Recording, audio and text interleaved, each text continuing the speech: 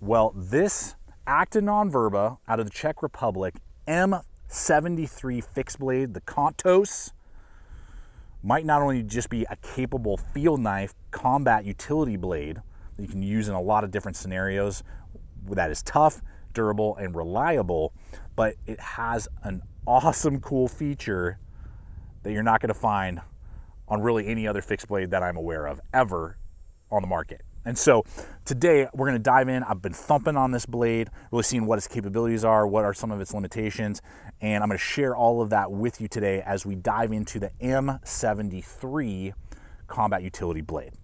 Now we're going to begin things off with the handle, just because it's so unique and it has this awesome recycled T-72 tread nut. That is what is on the back pommel right here. So not only is that great for a non-lethal strike, got a cool accent piece, but it is literally from a T-72 tank. So pretty cool in just its collectability, but also working in functionality with those really nice bolts, 3 bolts all the way through to keep those micarta handle scales on that full tang constructed knife. Now the other attribute is just the design of that handle is very unique. You don't see this type of design very often. The maximum thickness here is 0.98, so basically an inch of an 1 inch thick, there we go, 1 inch thick here at the center, here at the back pommel. Then we have a deep concave that flares out, and then it tapers down again, and then basically comes almost all the way out to that thickness again here near the neck. And so this is a nice rounded full handle. You feel really in control, gives you a good grip point kind of in the middle of your hand there with my large sized hands, as you guys know. Fills out great with plenty of room to spare. No lanyard hole, so keep that in consideration. If you're into lanyards, you're not going to get that on this particular model because of that tread nut from the tank. So very good though, very aggressive ribbing. This is not like a dedicated woods knife, something like that, unless you have gloves on. So this ribbing is really well textured on that micarta, as you can see there. Check that out. Very cool, elegant, and very functional, and gives you very high traction. So the grip on the tool is excellent, but it does tend to give you, because of the kind of sharp transitions between each groove, it almost feels like the entire handle is jimped lightly. So if again you're using this as a dedicated field knife tactical blade, 100%. If you're thinking you're going to go camping with this and stuff, yeah, it's fun and it's a cool piece, but it wouldn't be my first choice. In the sense of the texture. If you have gloves on, again, no problem, but the texture with bare hands is not ideal for like carving out a spoon or like 5 feather sticks in a row. They're just better knives that are suited for that. Now it does have blocky jimping that really will bite in well. Again, if you're just doing really hard abrasive, push cuts, it's going to bite in a little bit and not be the most comfortable tool in the world. But for tactical stabbing, piercing, slashing, quick cuts, deep penetration, those type of things, absolutely ideally built for that. Good. What would that be? Basically a pyramid, upside down pyramid, triangular with a rounded, all milled, so there's no sharp edges, which is great. Milled, excellent fit and finish always with these Czech knives from ANV. So super, super cool. So that's really good. And then that, again, full tang construction, brings us into the blade itself, which is 5 1/4 inches overall length, about 5 inches on the actual cutting edge, high flat grind going up about 3/4 of the way, giving you good strength with that drop.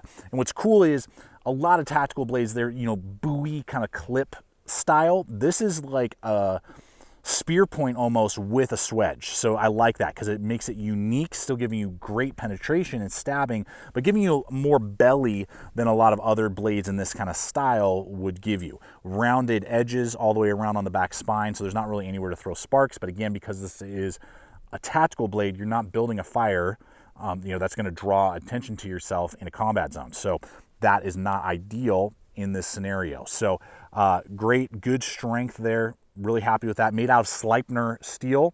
I've now used that several times. Great steel. Definitely an upgrade over, say, like 1095, those type of things. It's not a super steel. It's in the family of D2, but it's going to have some more lateral strength. And what I've found is it's a little bit easier to resharpen as well, but going to hold its edge as long, if not even sometimes better, than your standard D2 that you're going to find. So very happy with that overall. I believe the thickness is 0.16 as well, which is, I think, a great, compromise isn't the right word, but great middle ground. You know, 1/4 inch, it'd just be so heavy. It's basically a pry bar. 3/16 to what you normally would see, and 0.16 or 5/32 of an inch thick really makes this be a quick in the hand tool, even though the back end, when we balance it, just to show you guys here, it's about an inch behind the guard is where the balance point is, and that's because of that tank lug nut, basically, tank nut. So it is slightly handle heavy, but that means that the blade is very fast, very quick, and very nimble, and is going to stab, penetrate, slice really well, but still giving you enough lateral strength, I believe, for a lot of heavy-duty tasks. And so overall, guys, in the sense of just the blade shape, the design, it's super unique, super cool that it has this piece to it, and very functional as a dedicated tactical field blade. If that's what you want, that's what you like, that's what you need, and you like what you see here, and you have a unique shape, you got great fit and finish and quality, then that's what this tool is going to be presenting to us. So for the carrying option, we got a pancake Kydex sheath. Well designed in its attachment points. So you can do blade tech locks. It does come with 2 MOLLE locks right here. So you can run those through PALS webbing or run on your belt. If you do run it on your belt, it is going to be a very high ride. So I would, if you're going to plan on belt carrying this, you're going to have to modulate that, I believe, in some way. But for, you know, PALS webbing on a pack or on a chest rig or something like that, would work great. Good drainage hole. Now, the retention is insane, meaning in a positive way, it ain't not coming out. You have a good thumb ramp, but it is quite tight. It really takes a good pull to pull that out. So that's something that I noticed. And if you're doing bare hands, the lips on my version are a little sharp and just kind of abrupt. Now, if you got leather gloves on or, you know, something like that, no problem whatsoever. But it's a very snug fit. Good for retention, and can be a little bit of a challenge, and you really got to think about it to deploy it. So just keep that in consideration when you are thinking about deploying this tool. But for its overall make, coming with the Kydex sheath, that is a good feature with a lot of lashing capability, and you're definitely not going to lose it depending on how you lash it. Let's go ahead and hit pricing and availability. Now, you can pick this up through the ANV website, and they will ship over in Europe since they are from the Czech Republic.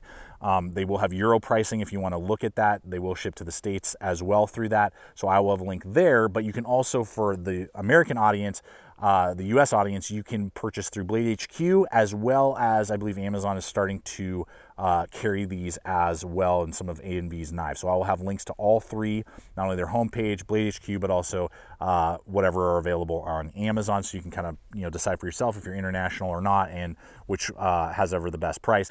That will be for you guys to determine if it's something worth either collecting or putting in the rotation to actually be used and deployed. I mean, I thumped on this, beat on it, and it has stood up really well, like all of the ANV fixed blades that I've tested so far. They did send this over to me to test it, review it, give you guys my feedback, pros, cons, so you can determine if this is the right tool to collect or throw into your regular rotation.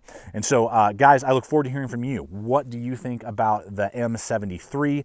Does it connect with you? If you own one, how has it been performing for you? I always love seeing the feedback in the comments, in the description, and in the comment section below.